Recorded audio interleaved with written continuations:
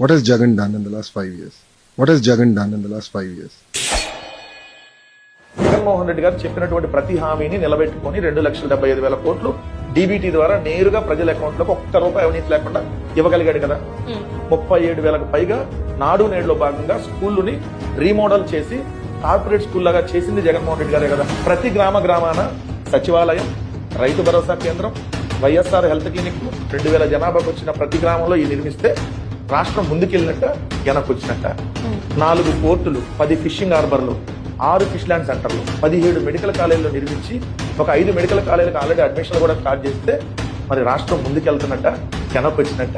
ఇది కాకుండా ఉద్దానం లాంటి ఏరియాలో దశాబ్దాల కలగా ఉన్నటువంటి kidney research centre and hospital కడితే ఆ ప్రాంతాన్ని ముందుకు తీసుకెళ్ళినట్ట, వెనక్కి తీసుకొచ్చినట్ట. ఒకే ఒక్క సదస్సు ద్వారా విశాఖపట్నంలో సమ్మిట్ అదాని, అంబానీ, ఇలా అపోలో, ఇలా పెద్ద పెద్ద దిగ్గజ కంపెనీలందరినీ ఒకే ప్లాట్ఫామ్ మీద తీసుకొని వచ్చి 13 లక్షల కోట్ల రూపాయలకి ఎంఓయూలు కుదుర్చుకొని ఆల్రెడీ 3 లక్షల కోట్లు గ్రౌండ్ అయ్యే విధంగా జగన్మోహన్ రెడ్డి గారు అధికారంలో ఉన్నప్పుడే చేస్తే మరి పారిశ్రామికంగా ముందుకెళ్ళినట్టే వెనక్కి వచ్చినట్టు. ఒక 20,000 ఉద్యోగాలు సింగిల్ నోటిఫికేషన్ ఇచ్చింది.